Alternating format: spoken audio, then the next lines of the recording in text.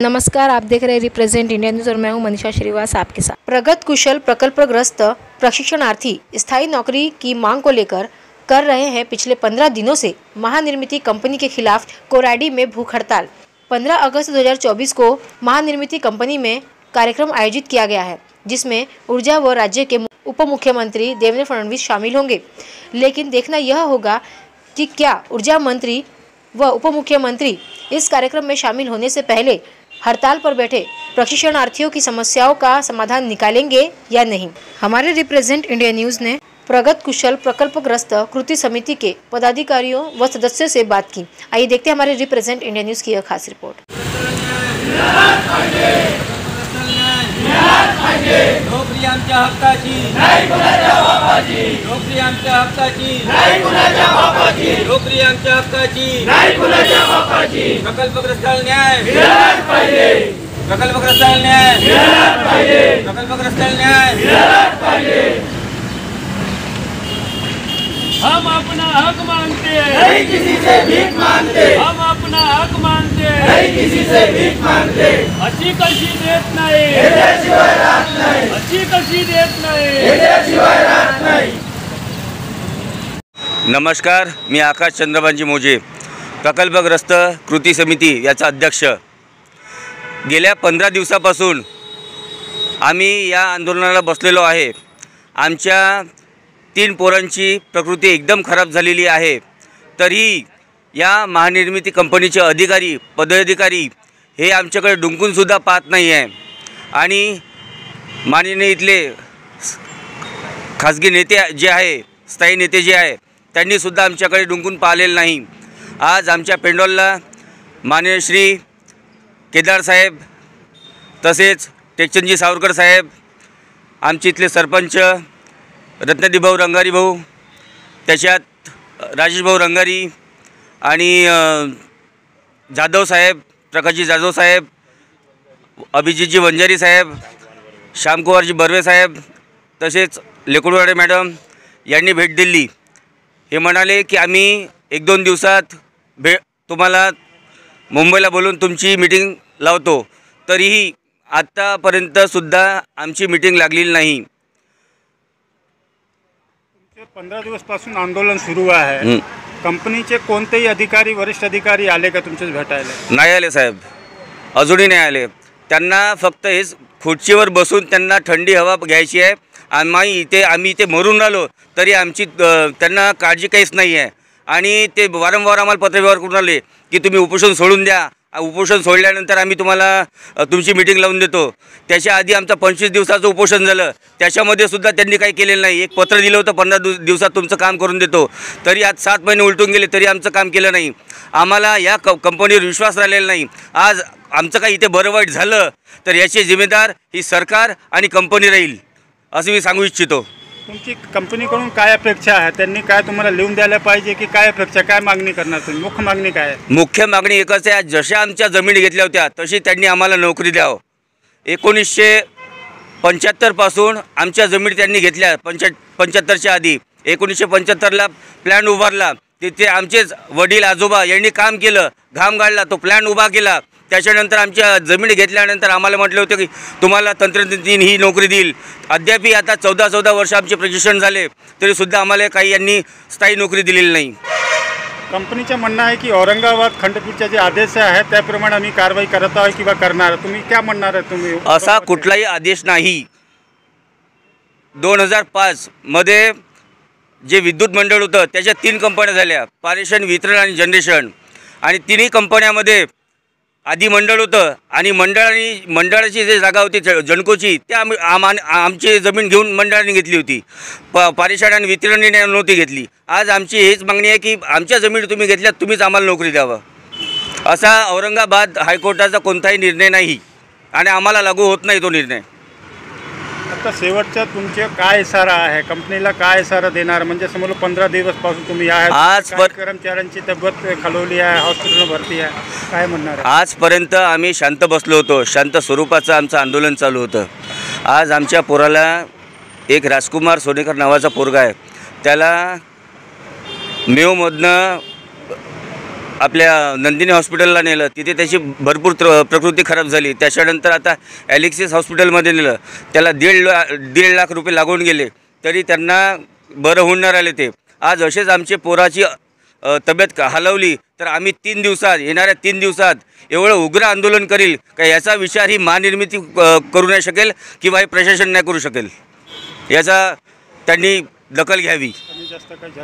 हां, ती आमचं जर या पोरांचं कमी जास्त जर झालं तर सगळी जिम्मेदारी ही महानिर्मिती कंपनी राहील. माझं नाव नरेंद्र भांगे आहे. मी कृती समितीचा उपाध्यक्ष आहे. महानिर्मिती कंपनीने ज्या वेळेला आमची जमीन संपादित केली होती त्यावेळेला आम्हाला स्पष्ट स्वरूपात सांगितलं होतं की आम्ही शेतीच्या मोबदल्यामध्ये तुम्हाला कायमस्वरूपी नोकरी देऊ.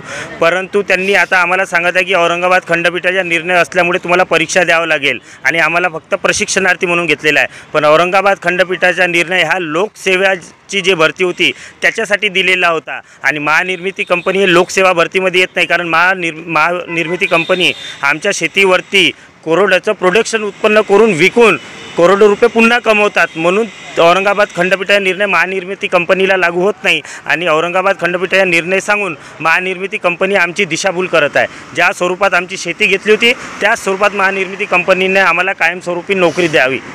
आणि आमच्या उपोषणकर्त्यामध्ये याच्यानंतर कुठल्याही उपोषणकर्त्याची जर प्रकृती खालवली तर हे आंदोलन इतक्या तीव्र स्वरूपात करण्यात येईल आणि याचं सर्वस्वी जबाबदारी महानिर्मिती कंपनी आणि या महाराष्ट्र शासनाने ही जबाबदारी त्यांच्यावरती राहील पूर्ण.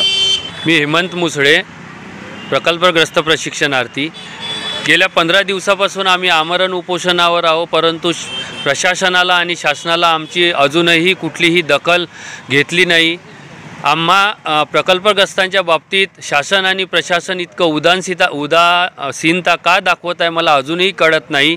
आमच्या मंडपाला प्रत्येक राजकारणी पार्टीचे नेते इथे भेट देऊन गेलेले आहेत. ते कुठलेही असो, BJP, काँग्रेस, इतर कुठलेही असो, परंतु अजूनपर्यंत ऊर्जामंत्री साहेब देवेंद्र फडणवीस साहेब आणि सन्माननीय चंद्रशेखरजी बावनकुळे साहेब यांनी अजून आमची दखल घेतलेली नाही. आम्हाला विश्वास आहे की ते आमची दखल घेतील नक्की, परंतु 15 दिवस होऊनही आमची दखल घेतली गेलेली नाही. या महानिर्मिती कंपनीने आम्हाला 14 वर्षापासून फक्त प्रशिक्षणावर ठेवलेले आहे आणि मधात जे सांगतात आम्हाला औरंगाबाद खंडपीठाचा निर्णय आहे 5% आरक्षण प्रकल्पग्रस्तांना आहे त्यानंतर. परंतु महानिर्मिती कंपनीतील प्रकल्पग्रस्तांना कंपनीच्या सामाजिक जबाबदारी धोरणाअंतर्गत जर आम्हाला 50% आरक्षण देऊन प्रशिक्षणावर घेतलं तर ते असं नवीन धोरण बनवून आम्हाला एक क्लास 3 नाही पण क्लास 4 ही श्रेणी निर्माण करून होती ती ऑलरेडी, ती श्रेणी यांनी रद्द केली, तीच पुनर्जीवित करून आम्हाला सरसकट सामावून घ्यावं असं आमच्या सर्व प्रकल्पग्रस्ताची या महानिर्मिती कंपनीला आणि या शासनाला आहे. धन्यवाद. रुपेश महाजन, कृती समिती सचिव. गेल्या 4 दिवसापासून आमरण उपोषणावर बसलेलो आहोत. सध्याची कंडिशन तुम्ही पाहून राहिले की काय आहे बा. म्हणून माझे जे सवंगडी होते ॲलेक्सिसमध्ये आता पण ते हॉस्पिटलाइज आहे, तरीही शासन आणि प्रशासन यांनी आतापर्यंत दखल घेतलेली नाही. तुमचं काय मागणी आहे, कशासाठी आंदोलन करत आहात? आमची एकच मागणी आहे, ती म्हणजे आम्हाला सरसकट यांनी सामावून घ्यावे, कोणतीही परीक्षेची अट न घेता. ही एक मागणी काही मोठी गोष्ट नाही आहे. आणि मी एकच सांगू इच्छितो की एका दिवशी शेकडो GR हे पास करतात, इतके मोठ्या योजना आखतात, मग आम्ही यांना जमिनी देऊन काही कोणतं पाप केलं का? आमच्या याच्यावर इतके करोडो रुपये कमवून राहिले. पूर्ण महाराष्ट्रामध्ये वीज चाललेली आहे, परंतु जे वीज निर्माण करून राहिले, जे वीज निर्माण करण्यासाठी जे जागा आम्ही दिली ते आज या हाल अपेष्टा सहन करत आहे. तुम्हाला काय आश्वासन पाहिजे कंपनीकडून किंवा शासनाकडून? आम्हाला आश्वासन तर आता पाहिजेच नाही, कारण की गेल्या 14-15 वर्षापासून आश्वासन देऊन त्यांना सवय झालेली आहे आणि आम्ही थकून गेलो. आम्हाला आता कायमस्वरूपी नोकरीसाठी लिखित स्वरूपात जोपर्यंत देत नाही तोपर्यंत मी इथनं उठणार नाही हे सांगू इच्छितो. आणि मला माझ्या जीवाला काही जरी बरं वाईट झाले तर याच्यासाठी फक्त आणि फक्त महानिर्मिती कंपनी आणि शासन प्रशासन हे जबाबदार राहणार. कारण की आजपर्यंतच्या भारताच्या इतिहासामध्ये एक आपण बघत आलो आहे की जोपर्यंत कुणाचा जीव जात नाही तोपर्यंत हातात कोणी काही देत नाही. आणि ते हेच बघून राहिले की केव्हा इथे कोणाचा जीव जाते आणि तेव्हा मग आमचं काम करणार. किती दिवस झाले तुम्ही उपोषणमध्ये आहे? आज 4था दिवस आहे. 4था दिवस आहे आणि तरी पण कोणी आतापर्यंत दखल घ्यायला आलेले नाही आहे. आणि आता जे रनिंग सरकार आहे आपली, याच्या आधी पण त्या सरकारमार्फत आमचे चंद्रशेखरजी बावनकुळे यांनीच आमची पगारवाढ केली होती.